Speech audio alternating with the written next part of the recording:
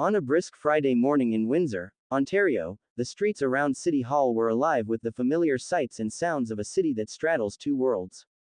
Baseball season had arrived, and Detroit Tigers fans, some donning vintage jerseys, others sporting the team's bright navy and orange, gathered at a bus stop, their chatter punctuated with laughter and the occasional shout about last night's game.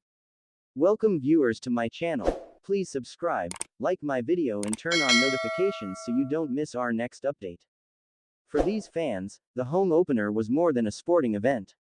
It was a ritual, a short-lived escape from the stresses of everyday life, and a reminder that some traditions endure even as circumstances change around them. Yet beneath the surface of normalcy, Windsor, Canada's automotive capital, was facing one of its most challenging economic tests in recent memory. The city has long existed in a delicate balance, dependent not only on the strength of its domestic economy but also on the fortunes of its neighbors across the Detroit River.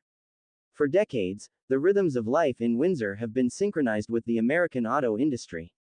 When Detroit prospered, Windsor thrived. When the U.S. economy faltered, Windsor felt the reverberations almost immediately. This week, those reverberations arrived with force.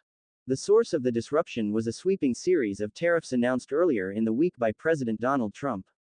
Central to the package was a 25% tariff on all cars assembled outside the United States, a measure aimed at encouraging domestic manufacturing and protecting American jobs. While the tariffs were framed in Washington as a tool for economic fairness, their consequences were immediate and severe for Windsor's auto sector. Stellantis, the multinational automaker that serves as Windsor's largest employer, was among the first to respond. Just hours before the tariffs took effect, the company delivered a sudden blow to Unifor, the labor union representing its workers. Roughly 3,600 employees would be laid off for 2 weeks. The pause was officially described as temporary, a time for the company to evaluate its supply chain and production strategy in light of the new tariffs.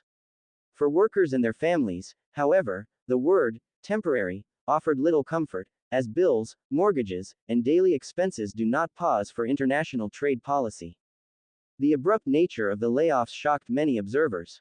Industry analysts and auto executives had spent months warning that Trump's threatened tariffs could disrupt production, but most expected a more gradual adjustment. Instead, Windsor found itself confronting an economic crisis almost overnight. For unionized assembly workers at Stellantis, the impact is somewhat cushioned. Their contracts provide financial safeguards during shutdowns, mitigating the immediate loss of income. But for the thousands of employees at auto parts plants across Windsor, such protections are scarce or non-existent. These workers now face uncertainty, with weeks of missed wages potentially translating into personal and financial hardship. The effects ripple further into the community. Local restaurants, coffee shops, childcare centers, and small retailers all rely on steady incomes from auto industry employees. When assembly lines halt, the impact is felt far beyond the plant gates. The tariffs also force major automakers to reconsider broader strategic decisions. Toyota, Honda, General Motors, Ford, and Stellantis now face a complex calculus: how to source components and structure production to minimize exposure to the new U.S. tariffs. Under the trade agreement negotiated by Trump during his first term, Canadian and Mexican vehicles face reduced tariffs if they contain sufficient American-made components.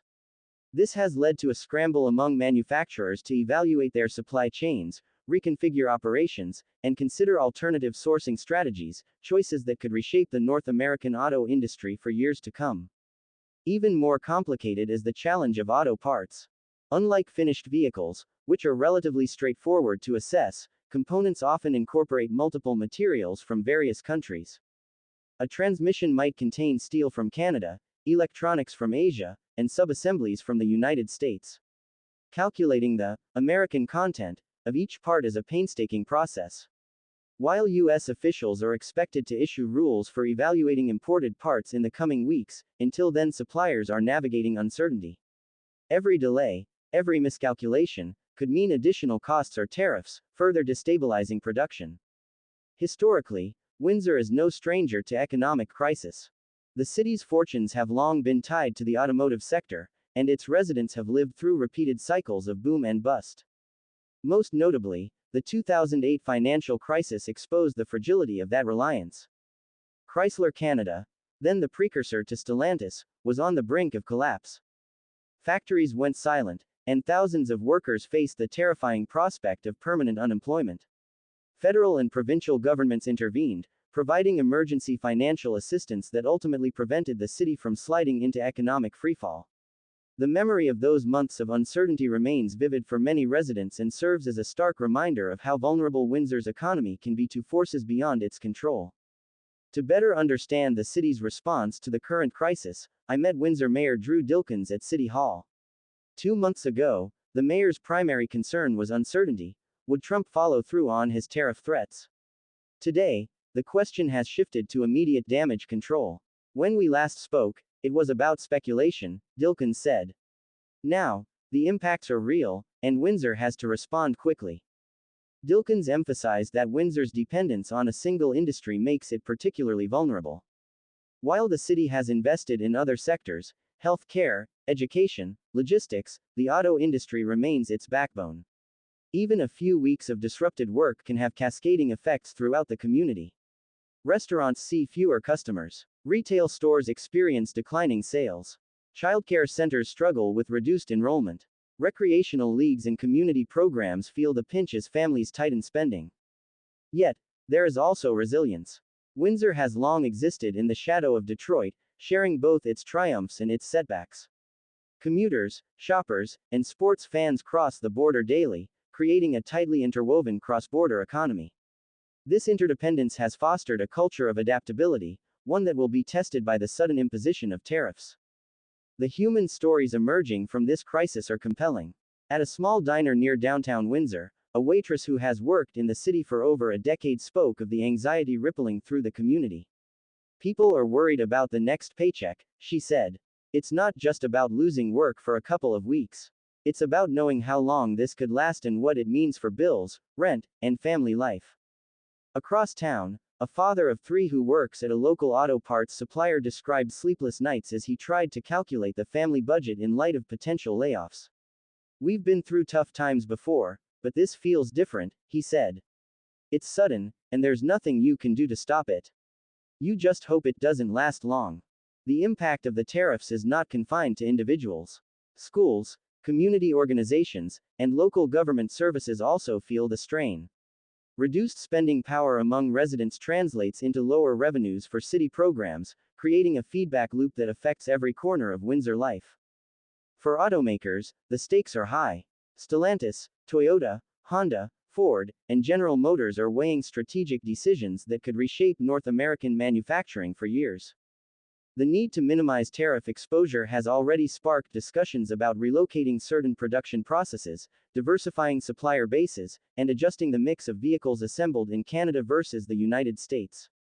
These decisions are not only complex but also costly, and their consequences will reverberate across the entire auto supply chain. On a broader scale, the tariffs illustrate the fragile interdependence of the North American economy.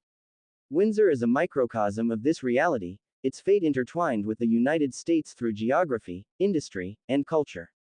When policy decisions in Washington shift overnight, the consequences are felt immediately in Canadian communities, forcing adaptation in real time. Amid these challenges, Windsor continues to maintain its routines. Baseball fans cross the border, commuters navigate packed crossings, and students attend classes, largely unaware of the economic tremors shaking their city. Yet, under the surface, the anxiety is palpable. Factory gates may be closed, but the community continues to brace for impact, balancing hope with realism. The months ahead will be defining. Will automakers successfully adapt their supply chains to soften the blow of tariffs? Will government intervention stabilize the industry and protect workers? Or will Windsor once again be forced to confront the consequences of global decisions made far from its streets? The answers will shape the city's economy, its social fabric, and the lives of thousands of families. Windsor's story is more than an economic tale, it is a reflection of identity, resilience, and the enduring relationship between a community and the industries that sustain it. The contrast is stark. Cheering fans at Comerica Park celebrate a familiar tradition while assembly lines sit silent. Baseball and layoffs, routine and uncertainty, coexist in the city's reality, each highlighting the fragile balance between normal life and economic survival. Windsor stands at a crossroads. The outcome will not only determine the health